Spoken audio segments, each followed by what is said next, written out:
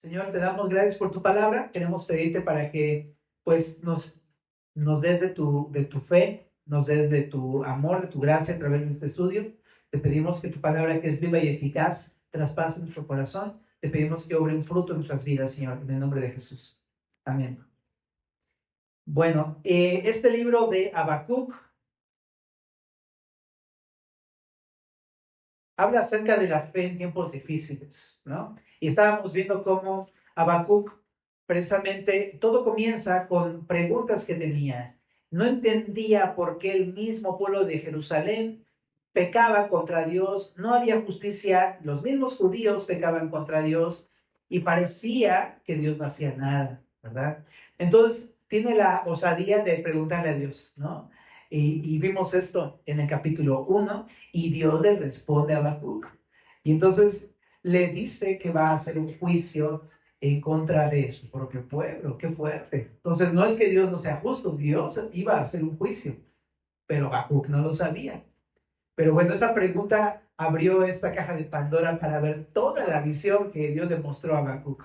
Ahora también después, una de las cosas que Dios le dice a Habacuc es que va a usar a una nación impía, pagana, para disciplinar a su propio pueblo. Y entonces Habacuc, entonces le surgen más preguntas. ¿Cómo es posible que Dios, siendo justo, él vaya a usar a una nación impía que no ama a Dios para disciplinar a su pueblo?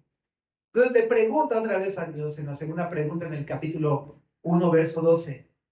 ¿Por qué haces esto, Dios? Y Dios le vuelve a contestar en el capítulo número 2. Y entonces lo que básicamente aparece en todo el capítulo 2 de Habacuc es la respuesta de Dios diciéndole, también voy a disciplinar a Babilonia. Es decir, los voy a ocupar, pero no estoy de acuerdo con ellos, voy a juzgarlos también a ellos. Y le da una visión de tres partes, ¿no? Bueno, más bien, perdón, son dos, tres, cuatro partes en donde Dios va a juzgar a Babilonia por la injusticia económica, por su violencia, por su depravación moral y por su idolatría.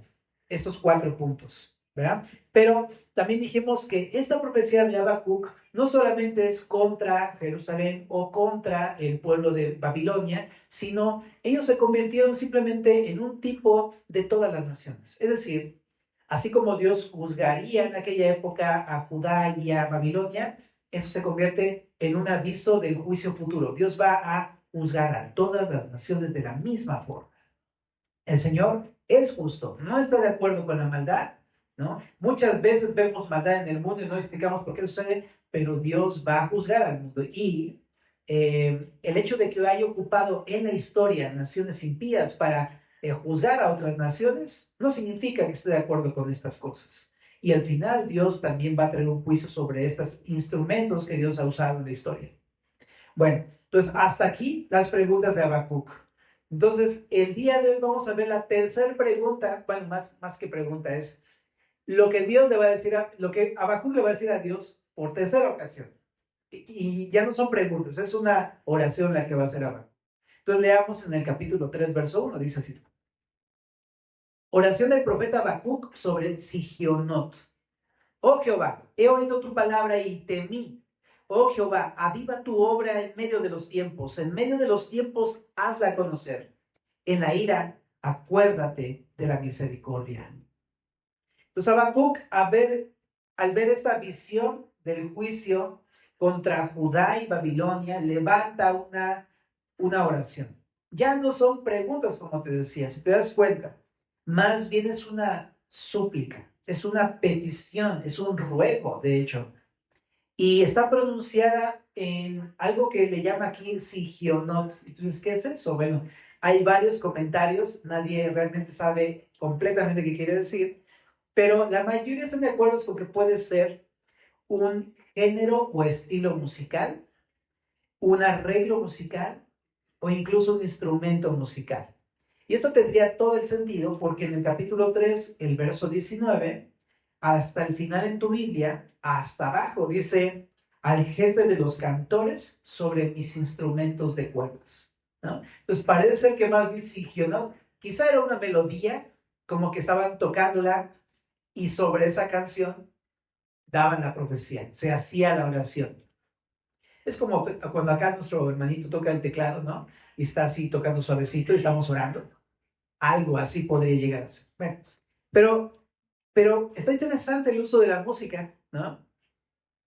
Solamente pensando en que Habacuc está mostrando a través de la música, usando la música, una forma de expresión, ¿no? En este caso es una plegaria a Dios. Y a mí me parece, ya que lo hemos practicado también nosotros, muchas veces la música simplemente te hace entrar como en una concentración un poquito mayor en tu oración, ¿no? Te mueve tus emociones en cierta manera también la música, ¿no? Y eso propicia también a orar muchas veces. Entonces, nada más como comentario, ¿no? Eso es lo que está haciendo aquí Habacuc, pero lo que está extendiendo es una petición. Entonces, fíjate las peticiones de Habacuc. Dice en el verso 2, he oído tu palabra y temí. O sea, al inicio de su libro, cuando Habacuc no sabía o entendía que Dios tenía respuestas acerca de sus dudas, no tenía el temor de Dios que observamos en este momento, ¿te das cuenta? No es que se le haya notado un tono irreverente a Habacuc, pero no tenía el temor que tiene en este versículo. No tenía esta reverencia, no tenía este respeto hacia Dios. Sucedió que a través de las respuestas de Dios, entonces Habacuc conoció a Dios por escuchar su palabra y conocer su voluntad, cambió su actitud hacia Dios. Ahora es un hombre temeroso de Dios. Qué interesante, ¿verdad? Ahora, de eso yo aprendo algo para nosotros muy práctico. ¿Te ha pasado que tienes dudas, por ejemplo, acerca de la conducta de una persona, ¿no? Y tu trato de repente hacia esa persona ya no es muy bueno, ¿no? O incluso podría ser como un poco irreverente o irrespetuoso o tosco, ¿no? Es como, se me hace que así, sí, así, así, ¿no? Y como que ya no es igual, ¿no? Pero un día te dices a ti mismo, voy a decirle, voy a preguntarle a ver qué está pasando, ¿no? Y entonces vienes a esa persona y le preguntas, oye, fíjate que es que no notado esto y esto y esto y esto, o sea, estoy haciéndote algo que está mal, ta, ta, ta, ta. Y de repente te contesta y todo se aclara y tú dices, ah, claro, le hubiera preguntado desde antes, ¿no? ¿Para qué me quedo con la duda? Nada más mi mente estaba dando vueltas hacia lo loco, ¿no? Bueno, y entonces, después de platicarlo y que ya te contestó todo, cómo es, no sé, a lo mejor simplemente es que tenía un problema en su casa o de salud o cualquier otra cosa, pero tú ya te figuraste un negocio. Se aclaró todo y entonces ahora ves diferente a esa persona, la tratas distinto. Ya dejas de cuestionar cosas de su conducta, incluso porque ahora le conoces. Ahora sabes lo que está pasando realmente esa persona. ¿Ah? Lo mismo con Dios, familia. Al escuchar la palabra de Dios, la Biblia, conocemos a Dios y conocemos su voluntad. ¿Mm? Comenzamos a conocer que Él es justo, como estamos viendo en Habacuc, es lo que conoció Habacuc por sus respuestas. Conoció que Dios es justo. Y también nosotros conocemos lo mismo, que Él es justo, que Él es bueno, que Él es misericordioso, que Él es amoroso. Y cuando empezamos a conocerlo, nuestra actitud cambia hacia Él, totalmente. Por ejemplo, de ser irrespetuosos contra Dios, empezamos a decir, ah, caray, no, si va a hacer justicia, si está haciendo algo, si está haciendo justicia, si va a escuchar mis oraciones. Cambia tu actitud y de repente es respeto, reverencia, amor por Dios. Cuando antes, por ejemplo, le cuestionábamos, ah, pero ¿por qué Dios hace esto? ¿Por qué Dios hace aquello? ¿Y por qué no sé qué? De repente le conoces y comienzas a decir, ¿sabes qué? Olvídalo, Señor. Ya entendí, más bien ahora quiero aprender. Ya no quiero cuestionar. Quiero aprender de ti, Señor. ¿No? Dejamos las quejas. Ay, pero es que aquello, pero es que el otro.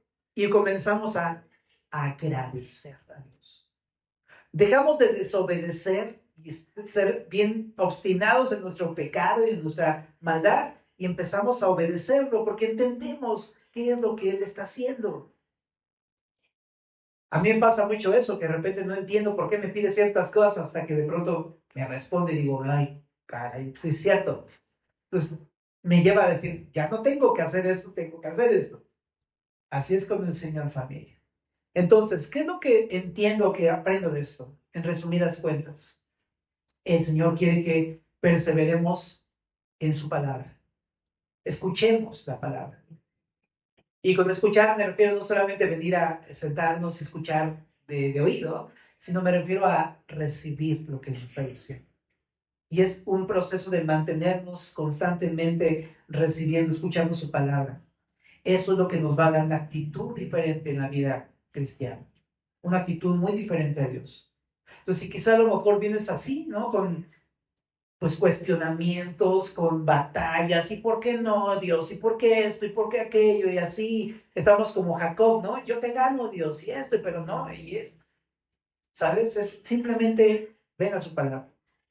A mí me encanta cuando alguien nos pregunta cosas, que por cierto es completamente válido y sano preguntar cosas, no está mal, siempre y cuando lo hagamos con la actitud correcta, ¿no? Pero no está mal preguntar. Yo mismo tengo dudas acerca de la palabra, acerca del Señor y de situaciones que nos pasan todo el tiempo, ¿no? Pero es completamente válido preguntar. Pero creo que la primera persona a la que debemos hacer esto es a Dios, definitivamente. Y cuando le preguntamos, Él nos va a hablar.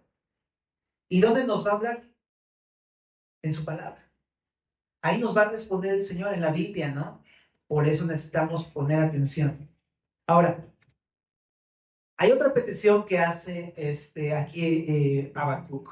Dice, oh Jehová, aviva tu obra en medio de los tiempos, hazla conocer. Entonces Habacuc entendió que lo que Dios está haciendo no solo es lo correcto, sino que es lo mejor. Por eso, ahora ya no está cuestionando, sino le dice, ya entendí, aviva tu obra, hazla conocer. Es decir, ahora Habacuc se está alineando con la voluntad de Dios, ya que la puede entender, le cae el 20, eso es totalmente correcto, es totalmente lógico, eso es lo que tiene que hacerse, ¿no? Señor, hazlo. En vez de estar en contra, ahora estás con Él. Y la obra que Dios iba a hacer es que iba a juzgar a Judá e iba a juzgar a las naciones. Es lo que estamos viendo en Habacuc. Entonces, ahora Habacuc está pidiendo a Dios que haga eso. No mala onda, no es una Habacuc mala onda contra su pueblo, sino más bien es una persona que está clamando justicia. Entonces, ¿qué aprendo de esto? La palabra transforma nuestra manera de pensar. Nos hace entender que lo que Él hace es lo mejor. Eso es el poder de la palabra de Dios. En Romanos 12:2, por eso dice, te lo voy a leer en otra versión. Creo que es la NBI, pero te lo leo. No imiten las conductas ni las costumbres de este mundo, más bien dejen que Dios los transforme en personas nuevas. Chécate, al cambiarles la manera de pensar. Entonces, aprenderán a conocer la voluntad de Dios para ustedes, la cual es buena, agradable y perfecta. La palabra tiene este poder, ¿no? De cambiar nuestra manera de pensar en cuanto a las cosas de Dios, en cuanto a Dios. Y cuando la conocemos es, ya sabes, ese perezoso de la era del hielo, ¿no? ¿O de qué es? Creo que ni me acuerdo qué Dios es. Sí. Utopía. Es utopía. Ya me cayó el mismo. Y eso nos pasa.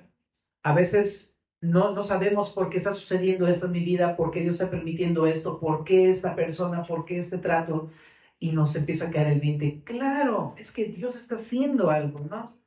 Y cuando pasa eso, entonces ya cambia mi manera de pensar. Está bien que haya sucedido esto.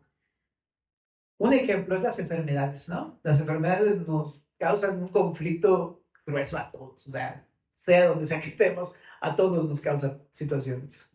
Pero cuando vemos las cosas de acuerdo a esto, a esta verdad de Dios, que su voluntad es buena, agradable y perfecta, empezamos a decir, claro, Señor, algo tienes que hacer, ¿verdad? Algo estás planeando hacer, Dios. Entonces, Señor, si es bueno, agradable y perfecto, hazlo, Señor. Hazlo. Y eso te da paz, te da descanso, te da confianza. Y qué increíble. y te descargas de todo. Tiene que ver con conocer a Dios. ¿Ah? Ahora, el Señor quiere que entendamos su voluntad, ¿no? ¿Qué es lo que Él está haciendo y qué es lo que, cómo actúa Él en el mundo? Él quiere que lo conozcamos, no es algo que lo haga solamente en oculto para unos cuantos, para que unos cuantos lo entiendan. No, no, no, no. Él quiere que entendamos todo. Nos ha dado a conocer toda su voluntad en la palabra de Dios. ¿Para qué? Aquí está bien interesante que dice, aviva tu obra en medio de los tiempos, hazla conocer. ¿Qué está diciendo? Quiere que conozcamos su voluntad para que participemos en su obra, y la forma de participar en su obra es orando. Aquí abajo hay un giro tremendo. Una persona que cuestionaba a Dios a una persona que está orando para que Dios cumpla sus propósitos. Entonces, qué increíble. Ahora Habacuc está orando y está participando de la obra mediante la oración. Por eso en 1 de Juan 5, 14 y 15 dice, y esta es la confianza que tenemos en Él, que si pedimos alguna cosa conforme a su voluntad, Él nos oye. Y si sabemos que Él nos oye en cualquier cosa que pidamos, sabemos que tenemos las peticiones que le hayamos hecho, ¿no? Entonces, cuando pedimos de acuerdo a su voluntad, la cual Él nos explica a través de la Biblia, entonces podemos orar de acuerdo a eso y tener la confianza de una respuesta. Está impresionante, es impresionante. Es una certeza, ¿no? Y alguna vez escuché esto para tratar de entender esto que estamos hablando. No me acuerdo en dónde lo leí, por ahí lo apunté y ya no lo encontré. Pero alguien decía esto: Dios puede obrar sin nosotros, pero nunca lo hará sin nosotros.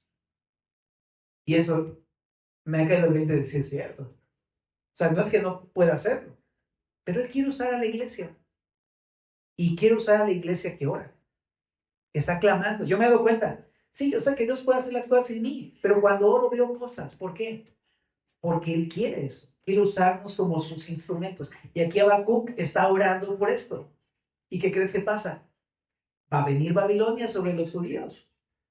Y sí sucede. Y después Dios usa a los babilonios. También sucede. Le caen después el siguiente imperio, que son los medopersas. Entonces, ¿Dios escuchó la oración de Habacuc? Sí. Qué potente oración. O sea, poca cosa pidió Habacuc, ¿verdad? Que juzgara la maldad en su pueblo y que juzgara a Babilonia, y lo hizo.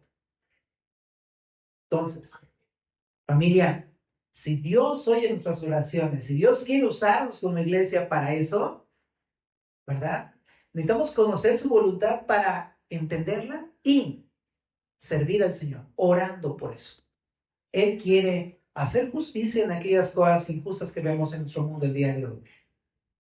Él conoce la maldad, no está de acuerdo con ella y quiere usar tus oraciones para llevar a cabo su obra, ¿sabes? Y en general, ¿sabes? Podemos interceder por las personas. O sea, Él estaba intercediendo por los justos, porque eran oprimidos y violentados por los impíos. ¿Sabes? Podemos orar e interceder por aquellos que vemos indefensos, que necesitan del Señor, que necesitan ayuda. Oremos por ellos, con fe, familia, confiados. Él oye nuestras oraciones. Ok, ahora, qué importante entonces es orar de acuerdo a su voluntad, ¿verdad? Por eso es algo que tenemos que, como de repente, esta idea de orar conforme a su voluntad, como que te la dicen algunas personas y dices, órale, sí, claro, pero ¿qué es eso? ¿No? Entonces, familia, no hay otra. Vas a poder conocer qué quiere Dios, cómo quiere hacer las cosas cuando estás escuchando la voz de Dios, la Biblia. Entonces, lee tu Biblia, cómete la Biblia. ¿Ah? Bueno, la voluntad de Dios es dada a conocer también cuando predicamos el Evangelio, ¿no? Cuando exponemos la palabra de Dios. De esa forma, otras personas pueden entender qué es lo que Dios quiere para sus vidas. Es que implícitamente también, o sea, creo que esta pasaje nos enseña a predicar el Evangelio. Bueno, entonces, una cosa más en esta sección. Dice, en la ira, acuérdate de la misericordia. Cuando Habacuc vio la visión de los juicios, O sea, imagínate, ponte los zapatos de Habacuc, ve que Dios está trayendo puro juicio sobre Babilonia y todo esto. Pues ha de haber sido terrible, ¿no? Es una visión que Dios le dio. Entonces, digo, es como cuando sueñas pesadillas, ¿no? Y te despiertas así, no, pero es un sueño, ¿no? Espantadísimo, ¿no?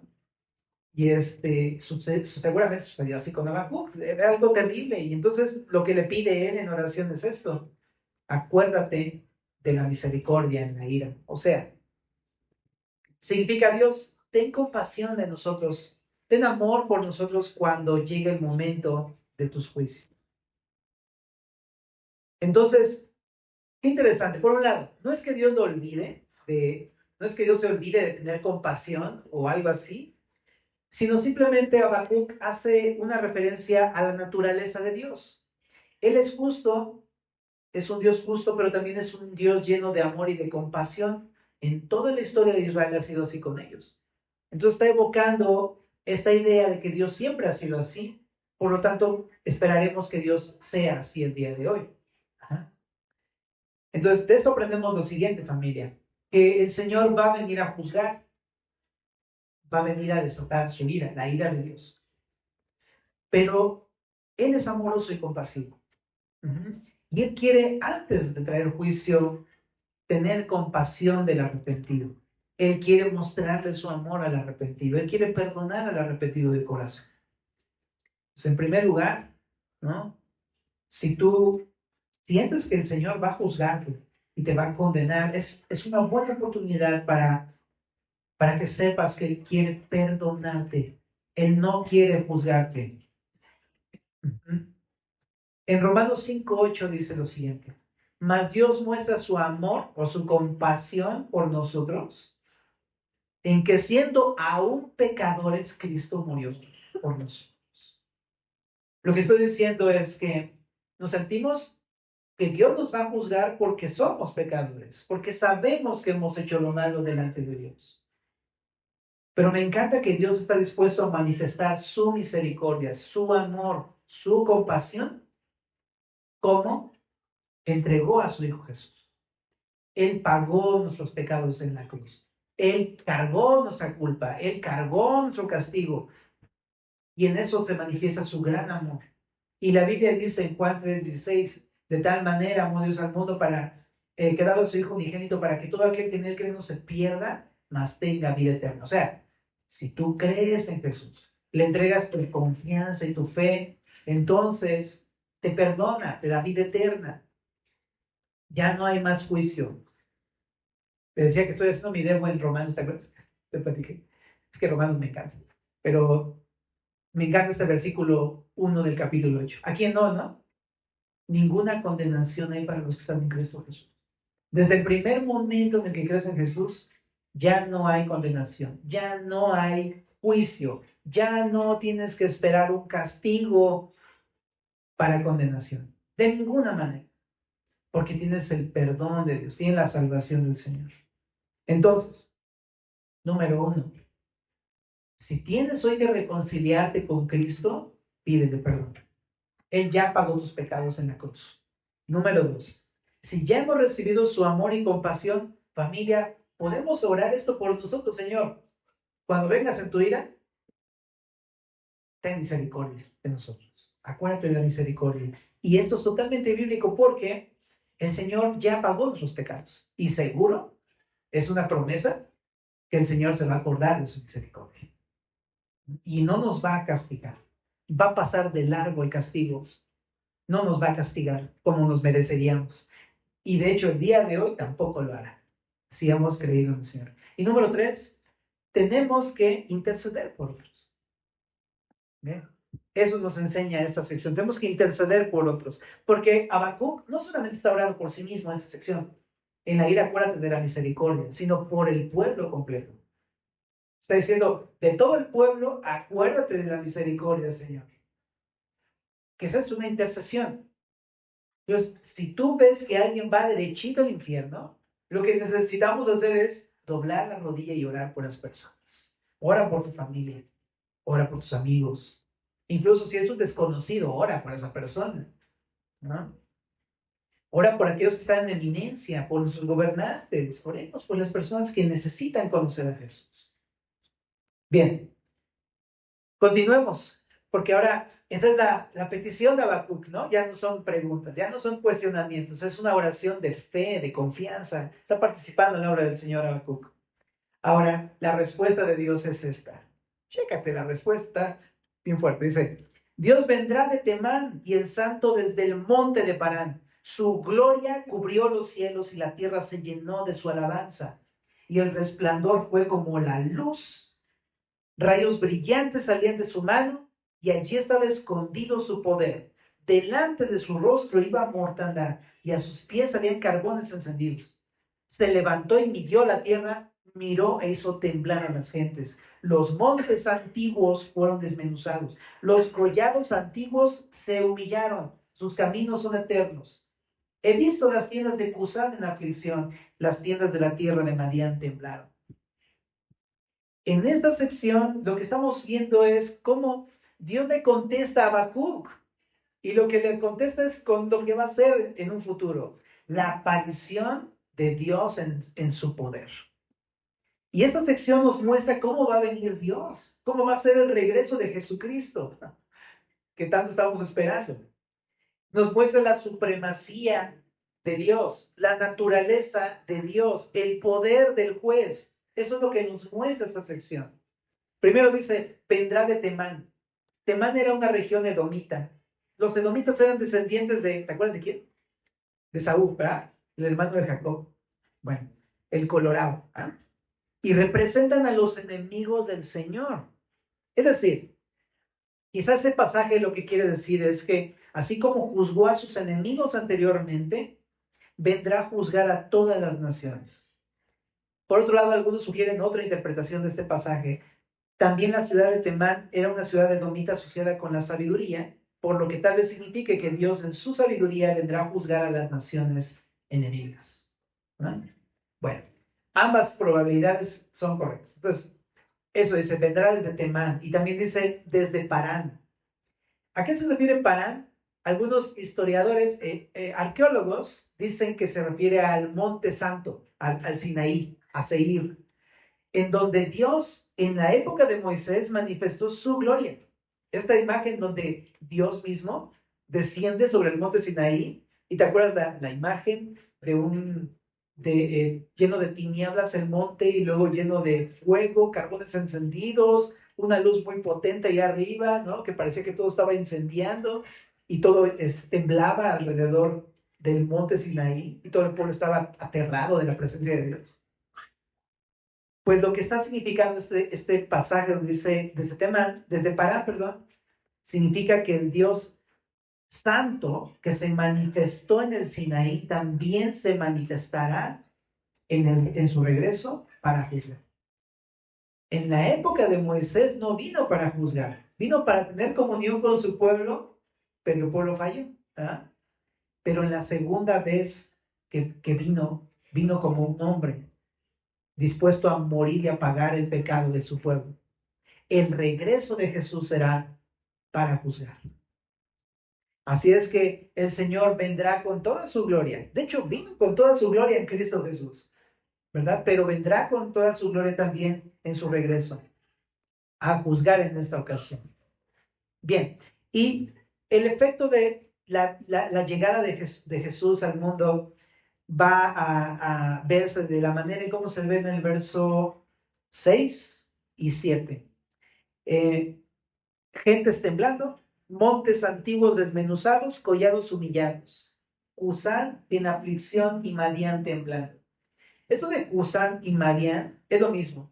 Cusán eran los madianitas. Se le llama así porque eran los descendientes de Cus, pero realmente se refiere al mismo pueblo. Y nos hace evocar un poquito, recordar lo que pasó con los madianitas. Está muy interesante la historia de los madianitas porque al principio eran amigos de los israelitas. De hecho, Moisés, cuando huyó de Egipto, se casó con una madianita y su suegro fue un madianita, Yetro. Pero no siempre fueron amigos. Hubo un momento en el que se portaron muy mal contra los israelitas y Dios levantó a un hombre que se llamaba Gedeón, y fue contra los madianitas, porque se levantaron contra el pueblo de Dios. Qué casualidad. Esto se parece a lo que estamos viendo en Habacuc. También los babilonios se habrían de levantar contra los israelitas. Entonces, creo que esta parte significa lo siguiente. Así como Gedeón aterrorizó a los madianitas en aquella ocasión de la invasión, así Dios llenará de terror a sus adversarios. Vendrá a ellos como ladrón en la noche, ¿no? Cuando menos se los esperen, cuando piensan que están más plenos, cuando piensan que se han salido con la suya, va a venir el Señor y los va a sorprender y van a salir huyendo y todos van a ser destruidos. Bueno, pues la primera sección, familia, la aparición de Dios en todo su poder, ¿no? Entonces, qué interesante, ¿qué aprendo de esto? Dios va a regresar y Dios es un Dios muy poderoso definitivamente. Entonces, si la petición es, Señor, ven, haz tu obra, aviva tu obra, ¿sabes? En vistas de que el Señor va a venir, necesitamos predicar porque ¿quién va a anunciar acerca del juicio sino nosotros? ¿Y qué mensaje es el que predicamos?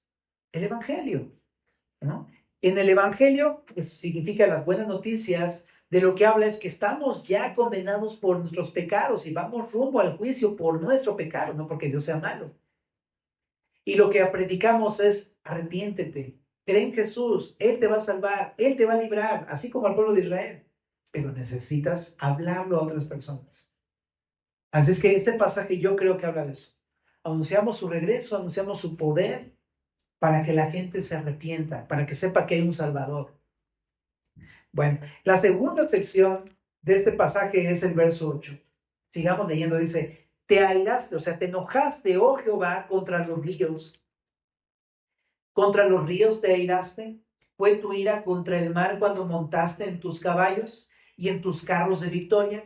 Se descubrió enteramente tu arco. Los juramentos a las tribus fueron palabra segura. Selah. Hendiste la tierra con ríos, te vieron y tuvieron temor los montes, pasó la inundación de las aguas, el abismo dio su voz a lo alto a sus manos. El sol y la luna se pararon en su lugar, a la luz de tus saetas anduvieron y al resplandor de tu fulgente lanza. Con ira hollaste la tierra, con furor trillaste, ¿qué dice ahí? Las naciones. Ahora te digo por qué te hice repetirlo. Saliste para socorrer a tu pueblo, para socorrer a tu ungido. Traspasaste la cabeza de la casa del impío, descubriendo el cimiento hasta la roca. Selah. Horadaste con sus propios dardos las cabezas de sus guerreros, que como tempestad acometieron para dispersarme, cuyo regocijo era como para devorar al pobre encubiertamente. Caminaste en el mar con tus caballos sobre la mole de las grandes aguas. El escritor de Habacuc, aunque a lo mejor de primera instancia no lo notamos, está mostrando algo muy interesante. A ver, nada más como para a ver si nos cae así el 20, ¿no? Cuando hablamos de ríos, de carros, cuando hablamos de caballos, cuando hablamos acerca de saetas, cuando hablamos acerca de estas cosas, ¿a poco no te recuerda un poco a la historia del Éxodo? Los carros del faraón, ¿no? Y los ríos, ¿no? El río Nilo. Y eso no es nada más un asunto así como casualidad, sino que el escritor está diciéndolo de una manera muy intencional. Está evocando en el lector al Éxodo. Eso es lo que está haciendo. Muestra al Éxodo en la época de Moisés, lo que sucedió. Todo pasó en Egipto, en el río Nilo, como eran esclavos, ¿no? Pero el pueblo de Egipto oprimió a los israelitas y como Dios les dio por la muerte de un cordero libertad a su pueblo, redención a su pueblo. Y entonces después los egipcios persiguieron a los israelitas, ¿verdad? Con sus carros y sus ejércitos, pero Dios los destruyó por completo.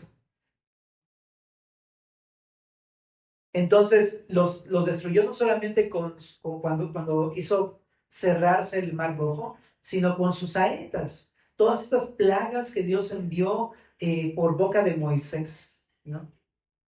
Pero entonces, ¿para qué está mostrando esto Habacuc? Para decirle al lector lo siguiente: así como Dios juzgó a sus enemigos en la época de Moisés, ahora, precisamente, de la misma manera va a juzgar no solamente a Egipto, sino a todas las naciones. Lo leímos en el verso número 12. Ya no se trata solamente de Judá o de Babilonia, ni de Egipto, se trata de todas las naciones. Y también este éxodo que ocurrió en el pasado realmente sería un tipo del éxodo futuro.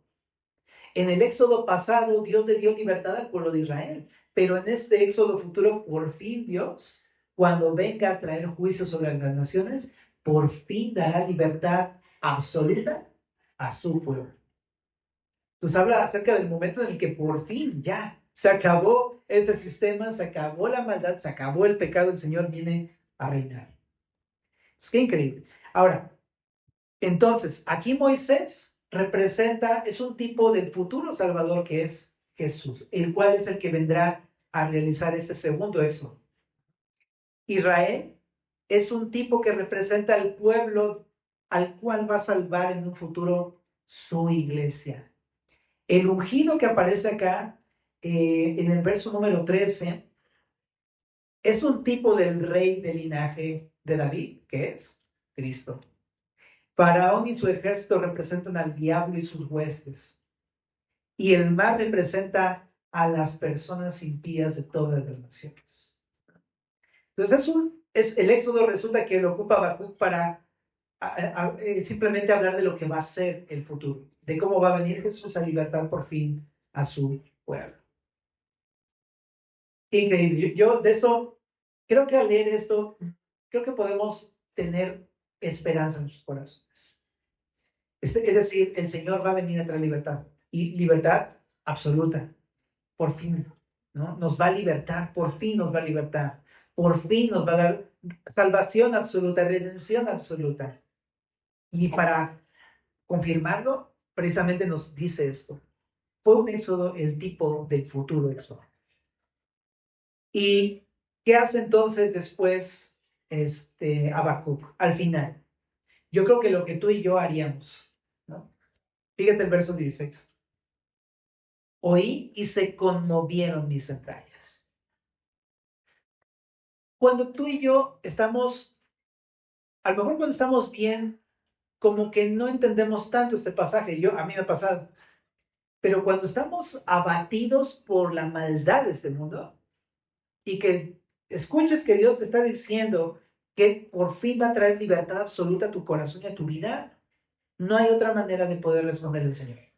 Se conmueve tus entrañas, se conmueve tu corazón, todo tu ser. Y también, en cierta manera, lo hemos ya empezado a vivir porque cuando tú entregaste tu vida a Cristo, en ese mismo momento supiste lo que significa que Dios te dé libertad, ¿no?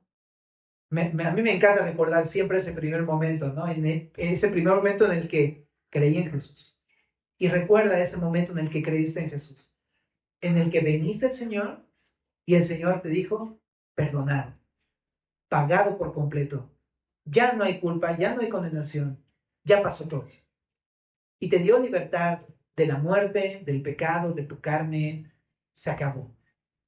Entonces, en cierta manera, esto ya lo hemos estado viviendo, pero un día será totalmente consumado. Bien, entonces sigamos, dice, a la voz, o se está hablando de a la voz de Dios, después de escuchar la palabra de Dios, temblaron mis labios, pudrición entró en mis huesos y dentro de mí me estremecí. O sea, fue tal el abatimiento que vio Habacuc en su visión futura, que él simplemente estaba pensando, o sea, este juicio es horrendo, es horrible. Se sintió como muerto. O sea, ¿quién va a escaparse del juicio de Dios? ¿Me explico? Como en ese sentido. Es como cuando ves que alguien se lastima o alguien, ¿te ha pasado que de repente ves personas, pues tristemente, que han partido? Es doloroso, ¿no? Es doloroso. Y de pronto tiemblas. porque de alguna manera te identificas, o sea, yo también voy a pasar eso, ¿sabes? Todos vamos a pasar por eso, ¿no? Y han habido tragedias en la historia tremendas y lo vemos y no dejamos de aterrorizarnos por lo que pasa.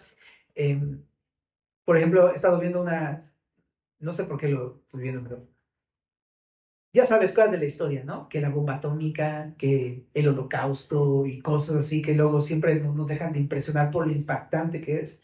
Y lo ves y ¿qué haces? Te aterrorizas. O sea, ¿qué es esto? ¿Qué está pasando con todo esto? Yo pienso que es un poco el sentimiento de Habacuc. Ve todo el juicio, ve toda esta mortandad que viene, que se acerca y no hace otra cosa que sentirse como muerto. Estamos fritos, todos hemos pecado. Pero en el verso número 16 dice la segunda parte: si bien estaré quieto en el día de la angustia, cuando suba al pueblo, el que lo invadirá con sus penas. Esto es asombroso porque lo que está diciendo es, vi el juicio, pero yo estaba quieto, yo estaba tranquilo, yo había sido rescatado, Dios me había salvado. No dejó de aterrorizarme, pero yo estuve a salvo. Entonces, eso es lo que sintió Habacuc. Y nos lleva también a pensar en que nosotros que hemos creído en Cristo, no vamos a atravesar por el juicio de Dios, pero no deja de aterrorizarnos lo que Dios va a hacer en un futuro. Pero al menos en nosotros no hay un miedo de condenación. Si bien no va a ser a lo mejor grato o fácil ver este juicio, para nosotros va a significar nuestra salvación, ¿no? La justicia de Dios. El sentir, el saber y por fin ver consumado esto de que Dios ha prometido todo el tiempo. Dios va a darnos libertad absoluta, perdón, salvación. Y yo creo que esto debería en cierta manera, no aterrorizar, bueno, sí aterrorizar a aquellas personas que van a un juicio. Ahora, en el verso 17, aunque la higuera, termina diciendo Habacuc esto, aunque la higuera no florezca, ni en las vides haya frutos, aunque falte el producto del olivo y los labrados no den mantenimiento y las ovejas sean quitadas de la majada y no haya vacas en los corrales, con todo, yo me alegraré en Jehová y me gozaré en el Dios de mi salvación. Jehová el Señor es mi fortaleza, el cual hace mis pies como de siervas y en mis alturas me hace ver. Termina tremendo Habacuc porque está presentando al final un cuadro de cómo ahora quiere vivir Habacuc. Después de ver cómo Dios le contesta, de ver lo que Dios va a hacer, de que el juicio va a ser un juicio terrible, pero verse él mismo lleno de salvación y de perdón y de misericordia, ¿qué hace Habacuc? Dice, no importa, no importa, aunque ya nadie dé fruto, aunque nadie dé aunque falte el producto del olivo, es decir, aunque la gente ya no muestre tantito arrepentimiento, aunque otros no quieran escuchar, aunque otros desobedezcan, aunque otros sigan haciendo lo malo y lo violento y lo terco y lo obstinado, yo, yo me voy a gozar en ellos.